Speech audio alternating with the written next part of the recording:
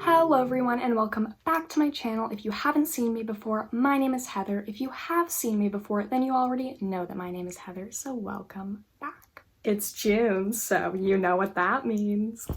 Pride Month! Wow! Yeah! So if you guys don't follow me on Instagram, then you would have missed this announcement. But for Pride Month, all 4 videos that I'm going to be posting are going to be LGBTQ+ or Pride related, because we can't really celebrate Pride in the way that we usually do this year because of social distancing and all that. So I wanted to give you guys some videos to watch to help you celebrate Pride a little bit on my channel. So hopefully you enjoy. So for this week's video, the first Pride related video of this month, I decided I was going to tell you guys my coming out story. Now, if you've been a long-time follower or subscriber of mine, you would know that I've done my coming out story before, so you're probably like, what the heck, you've already done that, why are you doing it again?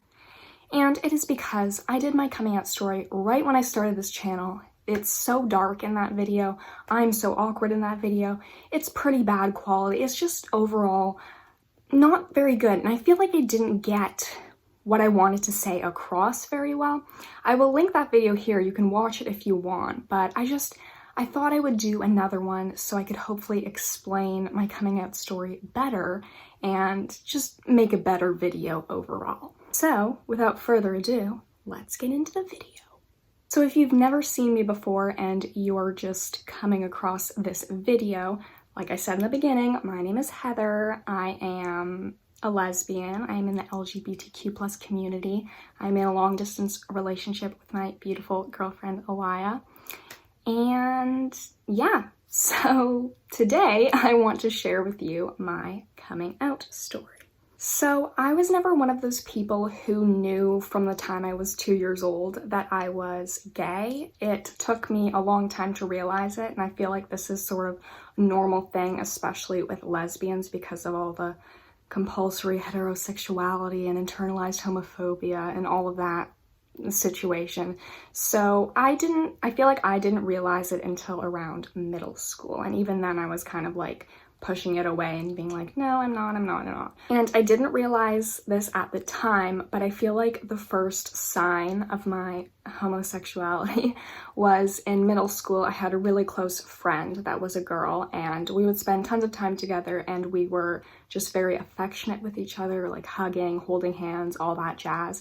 So at the time I was like, oh, I just really want to be her friend, and I just want to spend all my time with her, just really want to be her friend, but in reality, I probably had a crush on her. So yes, me and this friend would hold hands and walk around all the time at school, and I remember that one time another kid in my grade pulled me aside when I wasn't with her and was like, oh, I saw you holding hands with this girl and you shouldn't do that, people are gonna think you're gay, blah, blah, blah. And I remember just feeling really like guilty and embarrassed. And then after that, I was just overly conscious of what I was doing with this girl and stuff, and I feel like that kind of confused me because I didn't really understand what was wrong with holding hands with a girl, but I was being told that it was wrong, and that being gay, whatever that was, I didn't really know at that time was wrong, so it was a little bit confusing for me. And so yes, like I said, I just thought that I really wanted to be friends with this girl. But looking back, I think it definitely was a crush. I was actually reading through our Facebook messages a little while ago because we used to message on Facebook all the time. And I literally said to her at one point, I wish I could just marry my best friend. Like, I wish I could just marry you. So gay. But still at this point, the thought never really crossed my mind that I could be gay and that I could like girls, because I had had crushes on boys in elementary school and during middle school, but I feel like I didn't really have crushes on them in the way that you're supposed to, because I would like have crushes on boys, but then I would never want to talk to them and never want to do anything about it because it physically scared me to talk to them. So I feel like that should have been a sign, but I was still just pushing any gay feelings down and being like, well, I've had crushes on boys, so I'm not, like I couldn't be. So 7th grade came along and I got a boyfriend. This boy Snapchatted me, told me that he liked me, and I was like, well, I like, I was thinking, like, I don't really like you back, but I want a boyfriend, so okay, I like you too. And we started dating, except we would never talk to each other in person, which was my fault because it scared me. And he would come to my locker after school to give me a hug and a kiss after school, and I would literally force my friend that I carpooled with to like bolt out of school before he came to my locker so I didn't have to do that. Looking back at it, that is a sign, but again, I didn't really associate that with my gayness at the time. So my 7th grade boyfriend ended up breaking up with me after a little bit of time. I don't blame him. I never talked to him, so like, why would he want to be with me? Completely fine, no hate. And then I started having really bad mental health issues in 7th grade, and I ended up having to miss half of the school year because my anxiety was so bad. And during that time, I feel like that's when I really started to think about things with my sexuality and consider that I could be gay, I guess. At this time, I started to watch LGBTQ plus couples on YouTube and watch people's coming out stories, and I was really intrigued by them, but I still kept pushing my feelings down and being like, oh, that's not me, I just think these videos are interesting, or I think these couples are cute, when in reality, I actually was gay, just trying to push those feelings away. So in 8th grade, I was back at school and I had a crush on another boy, but like all my crushes on boys in the past, it's terrified me to think about actually talking to him or doing anything with him. It made me feel like I wanted to vomit. So again, I feel like that should have been a sign, but it wasn't to me. I mean, I guess it was, but I just kept pushing it down and being like, no, I do like him, it just scares me, I'm just nervous, butterflies. But I feel like I was a bit more than just nervous because I just literally didn't want to talk to them. So when 9th grade came along, I feel like that's when I really started to think about things and be like, okay, like I need to accept these feelings that I have towards girls. I think I like girls, so I must be bisexual, because I was like, oh, I've had crushes on boys in the past, so I must like them too. So in 9th grade, at the beginning, I started to think that I was bisexual.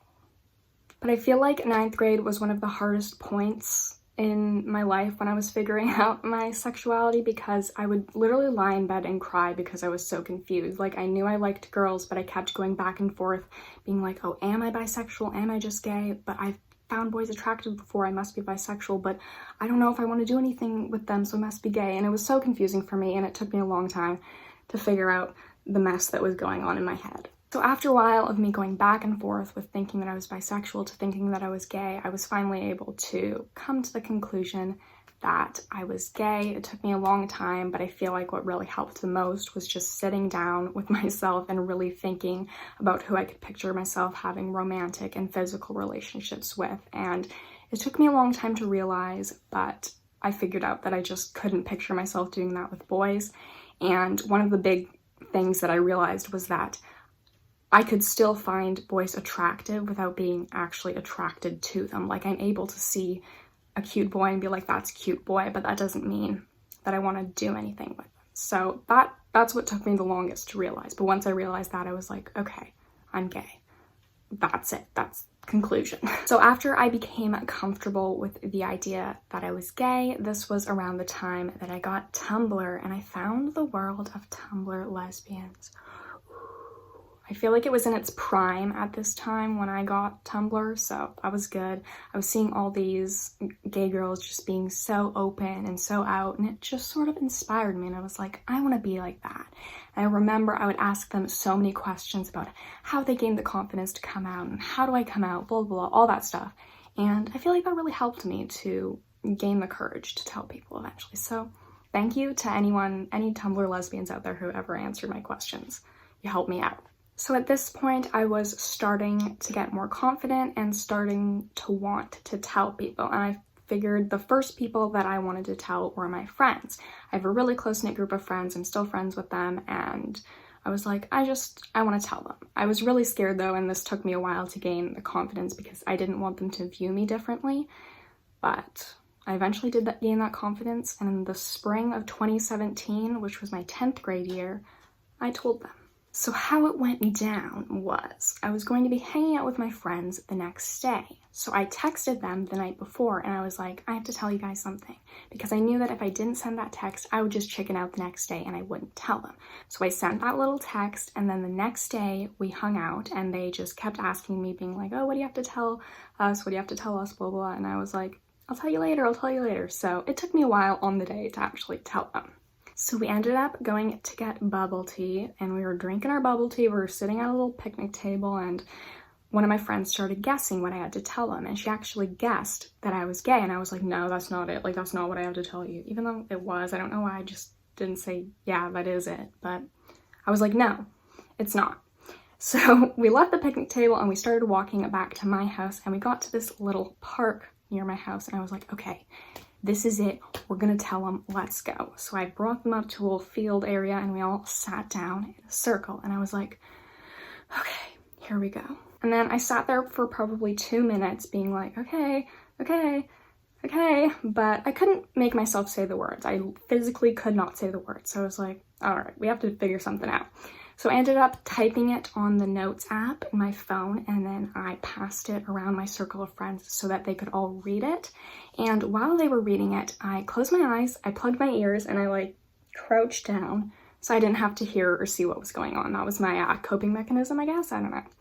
So after they all finished reading it, one of my friends tapped me on my shoulder and was like, okay, are you good there? And I like sat up, and they all hugged me, and they said that they still loved me no matter what, and that they never would have guessed, but it didn't change anything. I started bawling like a baby. I'm pretty sure one of my other friends started crying too, just because she's emotional. Love her to bits. And they were just so supportive, and I had nothing to worry about. But yeah. So it was all good with that. I was very lucky. They're still so supportive. They've come to Pride with me, and they love Elias so much, probably more than they love me, honestly. So I got super, super lucky with all of my friends. So yes, that was in the spring of my 10th grade year in 2017. And for a little bit, for a few months, I was content with just being out to my friends, but I still kept feeling like I was living a lie. I was like, I'm lying to my parents, and I really wanted to tell them, but I feel like they were the people that I was most scared to tell, so it took me a while to gain that courage. I had originally wanted to tell them in person, but as we saw with my friends, I could not get the words out, so I had kept trying to tell them when I was alone with them, but I just could not make myself say it. So eventually I ended up deciding that I would just write them a letter and then sit with them while they read it. I drafted this coming out letter probably like 20 times, and I just kept changing it, kept rewriting it, but I finally got to a point where I was happy with the letter. I basically in the letter just explained my journey with my sexuality and how I figured it out, and just said that I was the same person, blah, blah, blah, all that jazz. And I actually held on to this letter for quite a few months before I gave it to them. I just hid it away in my room and was like, one day when I'm ready, I will give it to them. So the night finally came where I gained enough confidence to tell them. It was in November of 2017, I believe, in the fall time. So that was the beginning of my 11th grade year. And I remember I was watching Grey's Anatomy, and I was watching a specific episode where these two girls that were in a relationship ended up getting like hit by a train or something, and then they were patients in the hospital. They both survived, I believe, so it was all good. But just the scenes were so emotional because one of the girls' parents didn't accept her, and it was just like, at the end of it, her dad ended up standing up for her. Her dad was Psychowitz from Victorious, which is pretty cool. Love that. So he ended up standing up to her, and there was an emotional song playing in the background, and I was like, oh my god, I am ready. And so that was the night. So after I like psyched myself up to do it, I ended up texting my mom to get her to come upstairs, and then once she came up to my room, I gave her the letter, and then I sat with her. I sat beside her as she read it. If you're scared of actually saying the words when you're coming out, I highly recommend doing it like this, because that way you can just sort of get out everything you want to say and then still be there to answer questions, but not actually have to be like, I'm gay, this is my story, blah, blah, blah. So if you need that, do it. Highly recommend. So she started tearing up as she was reading it. I started crying too. It was just a big old emotional mess. And then when she finished reading it, she hugged me and said that it didn't change anything and that she still loved me so much and she didn't care. And it was so relieving. I bawled like a baby again. I feel like I cried every single time I came out because it was just so relieving. Since I told her she's been the best support system, the best ally, I got super, super lucky with that. So yes, thanks mom, love ya. So then a couple days later, I decided to do the exact same thing with my dad. I used the same letter and then I texted him to come up to my room and I gave him the letter and I sat with him while he read it.